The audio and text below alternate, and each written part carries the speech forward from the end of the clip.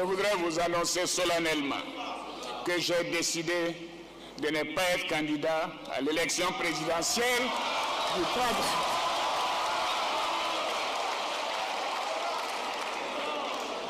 À l'élection présidentielle du 31 octobre 2020 et de transférer le pouvoir à une jeune génération. Monsieur le Président, bonjour. Bonjour. Alors, Monsieur le Président, nous sommes tout proches d'une élection présidentielle à laquelle vous ne deviez pas participer. Tout à fait. Le 5 mars, vous avez annoncé que vous n'alliez pas briguer de troisième mandat, mais après le décès tragique de votre dauphin Amadou Gon Coulibaly, vous faites volte-face le 6 août. Vous décidez d'y aller. Non, pas volte-face. Est-ce que, en prenant cette décision, Oui. on verra comment vous la qualifiez, vous ne ternissez pas votre image et vous ne rentrez pas dans la catégorie des chefs d'État qui jouent un petit peu d'artifice pour se maintenir au pouvoir. On le voit en ce moment avec toute la controverse autour d'Alpha Condé en Guinée. Mais vous savez, nous sommes dans un état de droit. Et le décès tragique du Premier ministre Amadou Gon Coulibaly nous a tous affectés. Clairement, moi, je n'avais pas prévu d'être candidat. Je crois que c'est sûr, je l'ai annoncé, c'est connu. Évidemment, il est décédé à 3 semaines du dépôt des candidatures. Mon parti m'a demandé de faire le sacrifice d'être candidat, ce que j'ai accepté pour mon parti, mais pour surtout mon pays. Pour mon pays, pour la majorité des Ivoiriens, puisque mon parti, tout de même, est majoritaire. Gbagbo, il a donc été acquitté en première instance par la Cour pénale internationale. Il attend son verdict d'appel à Bruxelles. Alors, d'après la CPI, il peut rentrer sans attendre cet appel en Côte d'Ivoire si vous donnez votre accord. Alors lui affirme avoir fait des demandes de passeport, de laissez-passer. Oui, tout ça est en cours de règlement, vous savez. Non, mais laissez-moi juste finir. Il dit que vous avez refusé de lui accorder. Non, ce n'est pas vrai. Ah bon? Vous savez, je veux que Laurent Gbagbo rentre dans des conditions normales. Mais pourquoi ne pas lui donner un passeport? Non, le passeport est en cours de délivrance à ma connaissance, donc ce n'est pas un souci. Mais pourquoi je lui refuserais son passeport? Il dit qu'on lui a refusé. Mais c'est ce qu'il dit, mais ce n'est pas ce que moi je constate. Ceci étant, c'est un jugement en première instance.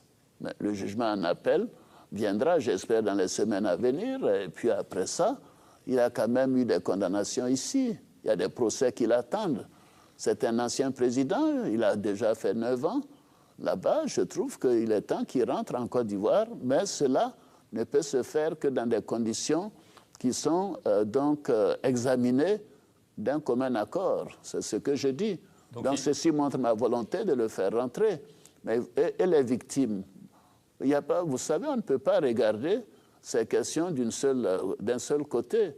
J'ai des victimes ici qui ont introduit un procès à son encontre. Moi, j'ai déjà défié la CPI en refusant d'envoyer Simone Babo.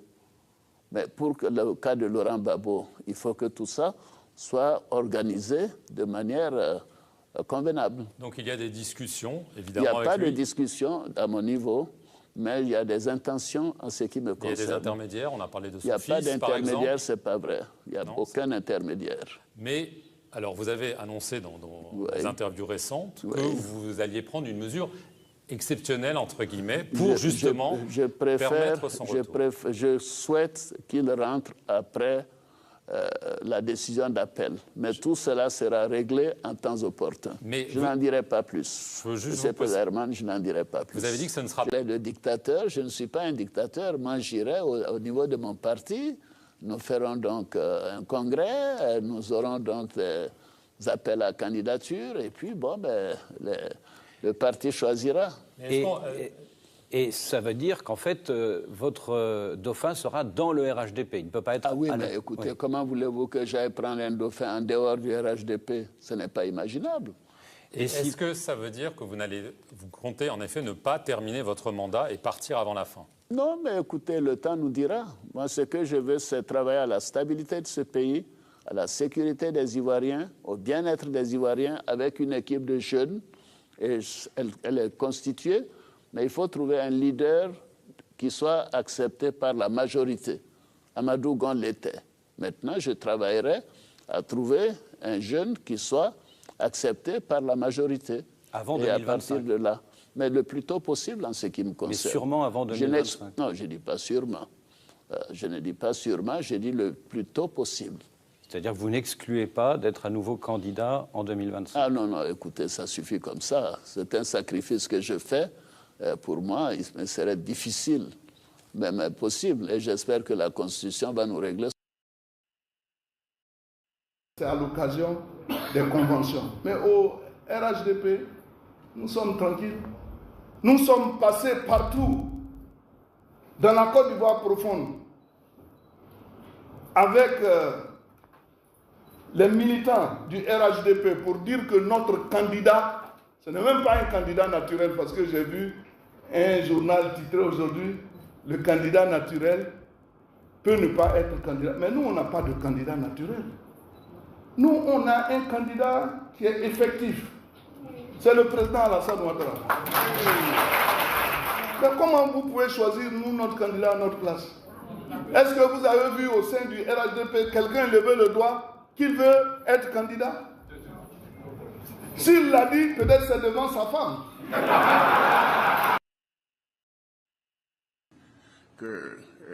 Il était de mon intention de ne plus être candidat parce que j'estimais qu'il fallait passer la main à une nouvelle génération.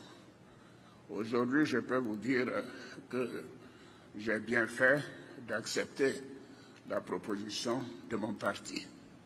À la date d'aujourd'hui, je n'ai pas encore pris de décision, mais je peux aussi vous rassurer que je suis en pleine santé et désireux.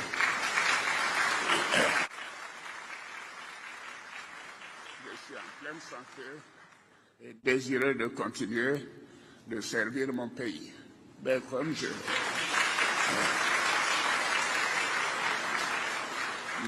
je l'ai également dit, mon parti dispose d'au moins une demi-douzaine de candidats qui sont dans cette salle. On verra bien.